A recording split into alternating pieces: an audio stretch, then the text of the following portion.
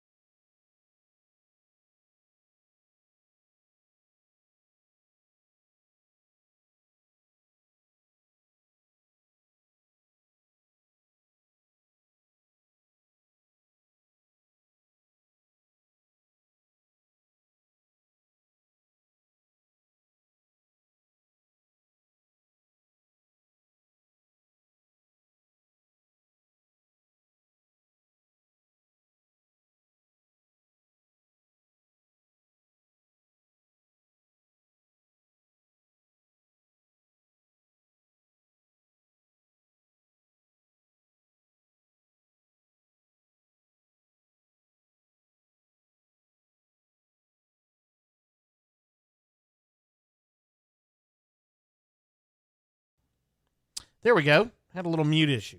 Good morning. Thanks, Christy, for that. Let's remember that we have to turn our microphones on. So thanks for jumping in there and reminding us that. Good morning, everybody. It is OBX Today for October 5th, 2021. We'll just pick right up where we were. 5-day outlook. Only one thing to look at in the tropics. For us, right off our coast, looks like we got a little lemon head that's trying to form out there. Not a whole lot expected out of this thing. In fact, the latest from the 5-day outlook has it not even a 10% chance of becoming tropical. Just a large area of disorganized showers and thunderstorms located east of a surface trough that extends from the central southeast Bahamas northward over the adjacent Atlantic waters.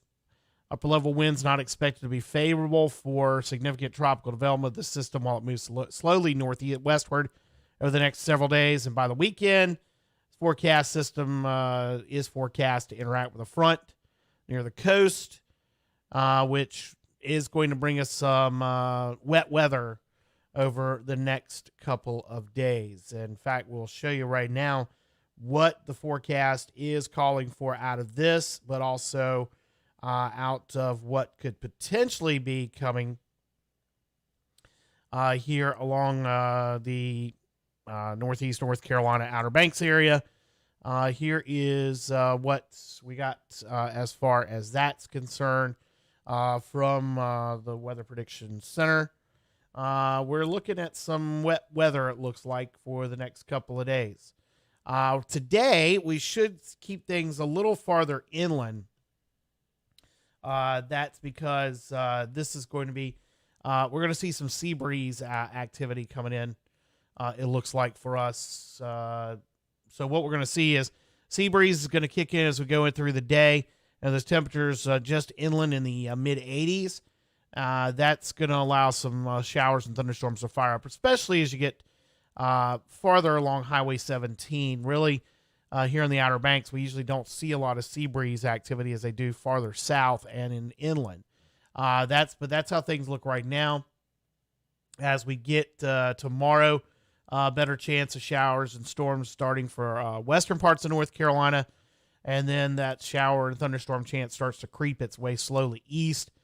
And you can see the low out here off the coast possibly forming and interacting with this frontal boundary.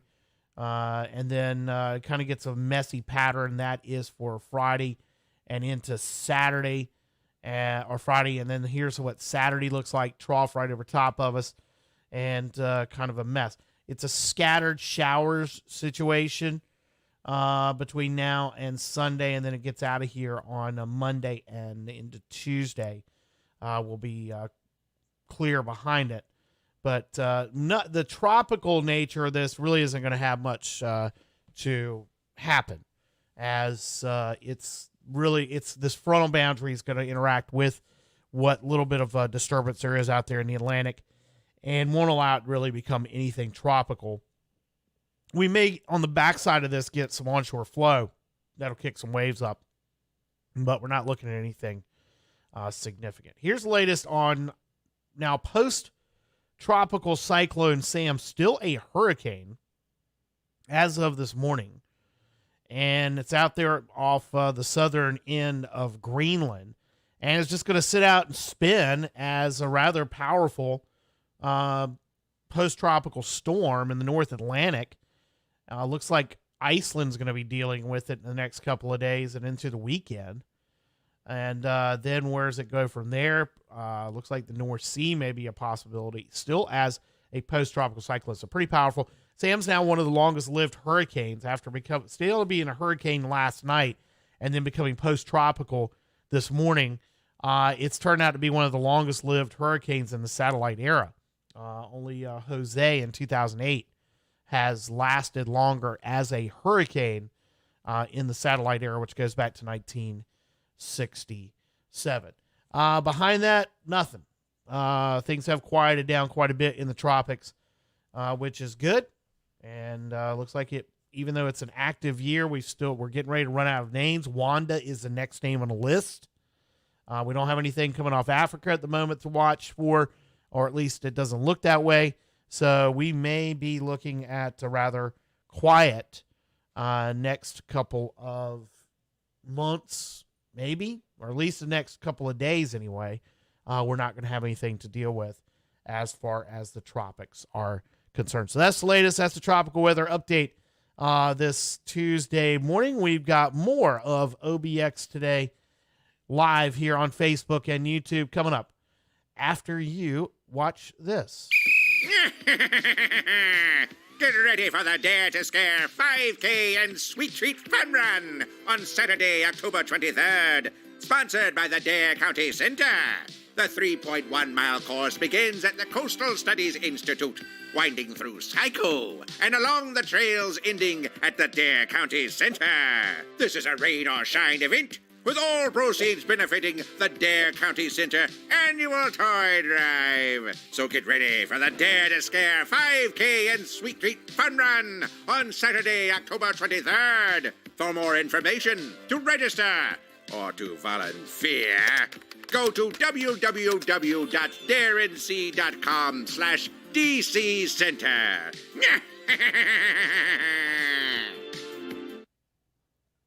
All right, welcome back to OBX Today live here on this Tuesday morning as we continue on with the latest headlines. Dare County health officials reporting the 20th COVID-19 death in Dare County yesterday. It's the 5th since last August. No details were released about that case. Number of new cases, though, has been waning, not just across the region, but across the state. Latest numbers actually yesterday was the lowest new case numbers in North Carolina since early August. In fact, 2 months, the lowest in 2 months, August the 4th. I think is what I had in my radio script this morning. And hospitalizations also down. There have been an average of 70 deaths from COVID-19 in North Carolina over the last week.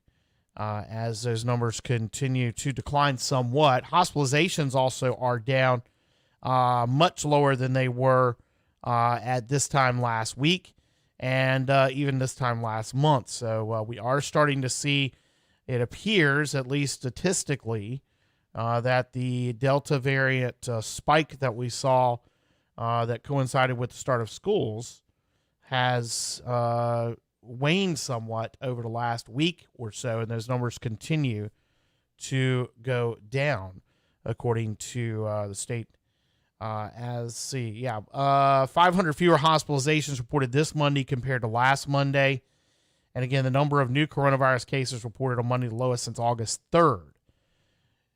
The pandemic did lead to a couple of things. Well, first off, I've got a story up at obxtoday.com, and I know yesterday I talked about this some about where we stood in terms of vaccinations. Had a chance to talk with the various health directors about this, reporting whether or not there's an issue with reporting on local vaccination numbers because of our proximity to Virginia and the number of people that seek their health care in Virginia. And there may possibly, it's still too difficult to determine. We've asked about this. We asked about this back a year ago, even longer, during some of the press conferences with the state regarding, are they seeing issues with reporting numbers on cases and then deaths at the time we weren't close, in the vaccination process yet, between Virginia and North Carolina because of the number of people that were being hospitalized in Virginia, and that's still going on. That a lot of the hospitalization numbers we have here in northeastern North Carolina are skewed because of the number of people who are being hospitalized that live here, but at hospitals in Virginia, and that the systems they were using to report numbers were not meshing. And North Carolina has done a much better job than other states, including Virginia, with regards to statistics during the COVID-19 pandemic. And that, that those numbers may be having an issue, causing issues with what we're seeing as far as our number reporting. And I talked about it yesterday, but I've got a full story at obxtoday.com. Currituck County ranks the 5th lowest in the state for the percentage of residents that are either partially and fully vaccinated, Gates County ranks the third lowest. But on the opposite end of the scale, Dare County is the second highest in North Carolina, and Hyde County is in the top 5. As of Friday, 66% of all Dare County residents fully vaccinated, 70% are at least partially vaccinated. Only Orange County has a higher percentage in North Carolina, Orange County being where Chapel Hill, Carrboro, and Hillsborough are located. Hyde County at 65% full, 60% partial. That only trails Orange, Dare, Durham, and Wake County, Raleigh. And Luana Gibbs, who is the health department director for Hyde County, said that they were extremely satisfied to be ranked in the state's top 5. Dr. Sheila Davies, Dare County's Health and Human Services Director, told us that there could be some reporting issues for vaccines received outside of North Carolina, but the state has been working really hard on trying to get that information. Some of that they were able to update on Friday, and that was part of what we have in our story, is that because of the number of people getting vaccinations at federal government facilities, military mainly, but other facilities through the federal government, that information have been not being reported correctly, and therefore in terms of the location of the person, meaning the person's hometown or county, was not being included. So that was an addition that on Friday the state was able to work into the numbers. So that changed some of the numbers. Some counties went down. Orange County went down by almost 10%. And some of that has to do with the number of UNC students that have gotten vaccinated in Orange County, but don't technically live in Orange County. Even though they do reside there as students at UNC, they may still list their home address as their home county or state, or but not on campus or not in Chapel Hill, but rather where they come from. That was one reason why their numbers may have gone down. And then other counties saw their numbers go up with this change in data. But some of that had to do with the amount of people that were, again, got their COVID-19 vaccine at military installations or other federal government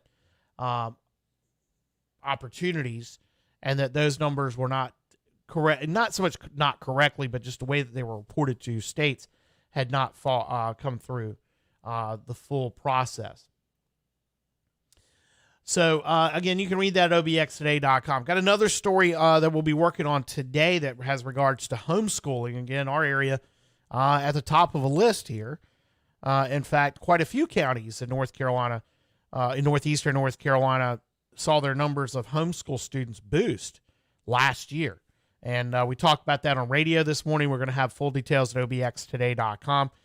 But Currituck had the biggest increase in the number of students that went into homeschooling last school year. North Carolina overall 21% increase. Currituck at 38.5% increase. Now we're talking about 160 students. That's still a pretty big number.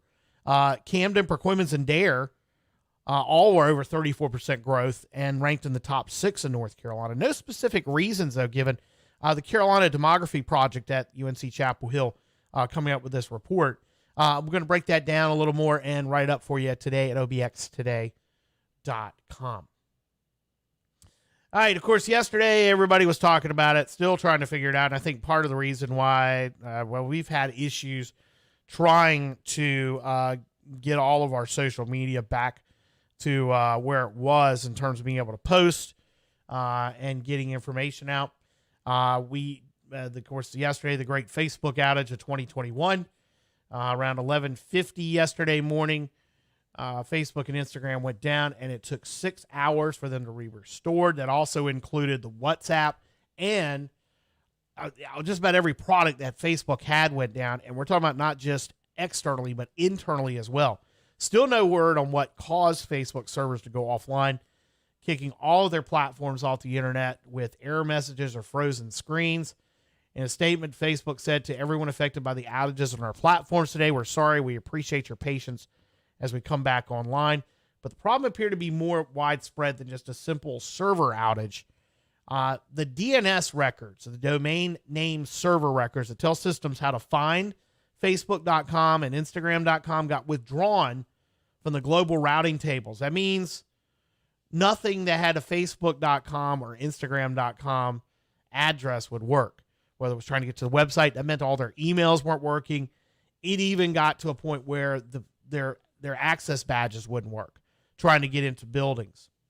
Now, this, of course, came a day, less than 12 hours after a former data scientist at Facebook who had kept her identity a secret when she filed a complaint with the Securities and Exchange Commission against Facebook and shared internal Facebook documents with the Wall Street Journal, went public on 60 Minutes Sunday night, testifying to Congress. Coming up, she's going to testify to Congress that Facebook had deceived regulators and the public about its monitoring of hate speech and misinformation. And she said that Facebook chose profit over safety. This coming just less than 12 hours, just over 12 hours before this Facebook outage. And then yesterday afternoon, as the outage got more widespread and more detailed, because some people found out about it, a lot of them took to Twitter, which was staying alive, and had some fun with it. Even Dolly Parton weighing in, and Bonnie Tyler. Wait, let me see if I can show these to you. Bonnie Tyler saying every now and then I fall apart with Facebook down. Dolly Parton pulling out a GIF from 9 to 5. Everyone showed up to Twitter today while Facebook, Instagram, WhatsApp are down. So, and the Weather Channel even weighing in with it, saying we don't think the weather's to blame. Showing the forecast for Menlo Park, California, where Facebook's headquarters are located. So anyway, we had some fun on Twitter yesterday making fun of Facebook and Instagram as their outage continued. All right, more OBX Today is coming up here on this Tuesday morning. Stick around.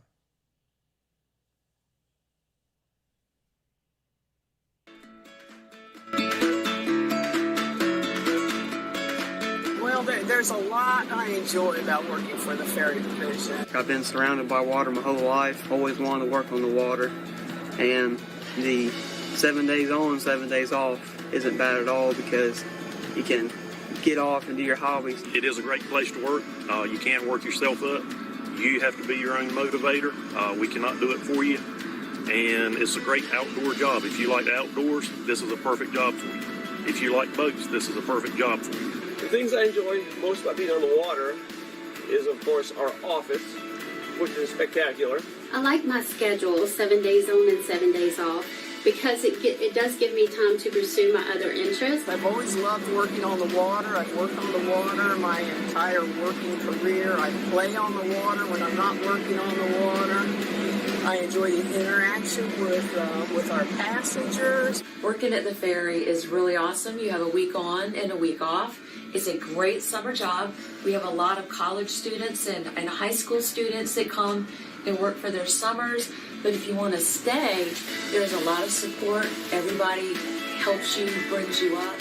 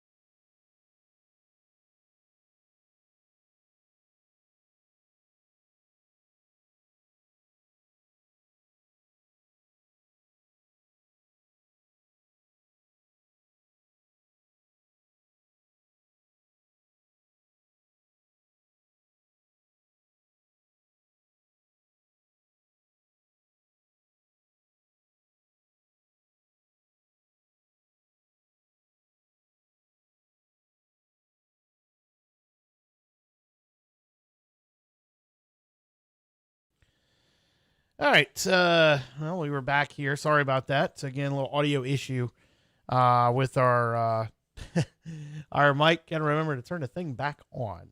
We were talking about lottery winner. No winner last night in the power. Or sorry, there was no winner locally. It's California, $700 million, $699.8 million, the grand prize, 7th largest in U.S. history. The ticket sold in Morro Bay, California. That's on the central coast of California.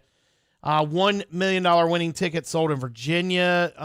Looks like there may have been two $50,000 prize winners in North Carolina.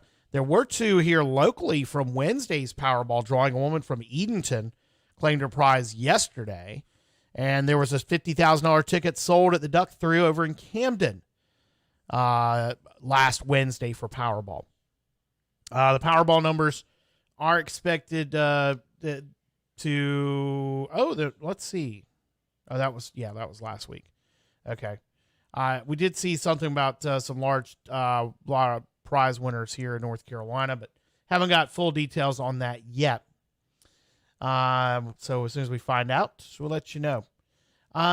This story out of Winston-Salem, 7 former students at the North Carolina School of the Arts are suing the school, former administrators, and one teacher for what they say was years of sexual abuse. Their attorneys say the plaintiffs aren't alone and hope to find other victims and witnesses to seek justice.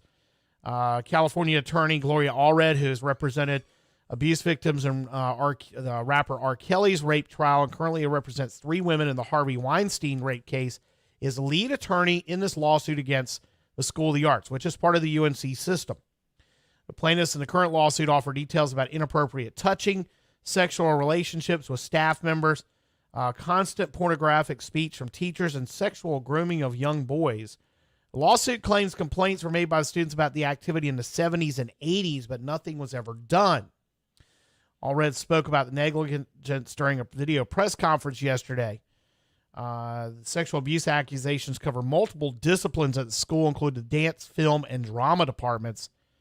In a response to the lawsuit, Chancellor Brian Cole said the allegations were deeply disturbing and run counter to UNCSA's institutional values. 3 of the plaintiffs provide live statements during yesterday's video conference. One offered a recorded testimonial.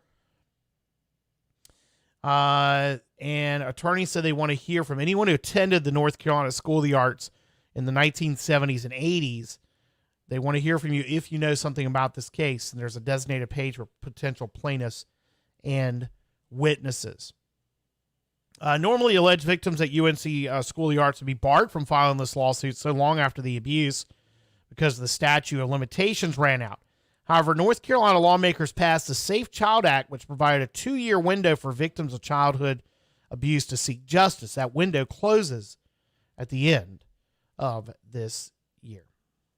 In sports, Chargers beat the Raiders last night at Monday Night Football. Major League Baseball playoffs begin tonight. AL wildcard game, winner-take-all between the Yankees and Red Sox. NASCAR at Talladega yesterday. Bubba Wallace gets his first career win. Also becomes the first black driver to win a Cup Series race since Wendell Scott in 1963. Busy day of high school volleyball as the regular season is about to wind down. Ocracoke's at Cape Hatteras, Manio at Quarrytup, Mattamuskeet at Hopgood Charter, First Flight at Camden, Perquimans at Washington County, Northeastern at Hereford County, Terracea at Albemarle, Lawrence Academy at Northeast Academy, Pungo Christian is at at Ridgecroft, Tarboro is at Gates, and Northside is at East Carteret. In soccer today, Terracea at Albemarle, Pungo Christian is at Ridgecroft. OBX Today Weather Center forecast. We're going to see sunny skies today. A couple of spots as you get down south and inland may get some pop-up showers on a sea breeze. But otherwise, we're just going to stay dry and sunny. High 81 with southeast winds of 5 to 10 miles an hour. Partly cloudy tonight, a low 69. Nice southeast winds around 5. Wednesday, partly sunny. Slight chance of showers with a high of 80. Northeast winds of 10 to 15 miles an hour. Wednesday night, mostly cloudy. Maybe a shower, storm, and a low 70. Thursday, scattered showers and storms, partly sunny and 78. Friday, a few showers and 77 with partly sunny skies. Saturday, mostly cloudy, scattered showers and 77. A few showers on Sunday and 76. Then Columbus Day, That is Columbus Day Monday. High 79 under sunny skies. Coastal marine forecast, a moderate risk of rip currents. Only experienced surf swimmers should be the ocean. Southeast winds of 5 to 10 knots. 1 foot waves or less in the sound. Seas 2 to 3 feet. Water temperatures in the mid to upper 70s. Got a low tide coming up at Oregon Inlet at 1:45 this afternoon. Sunset tonight at 6:40. Sunrise tomorrow is at 7:01. 70 degrees right now outside the studios in Uptown Nags Head. And that's going to do it for today's edition of OBX Today here on Facebook Live and YouTube. Back with you tomorrow at around 8 o'clock. Have yourself a great Wednesday, everybody. We'll see you.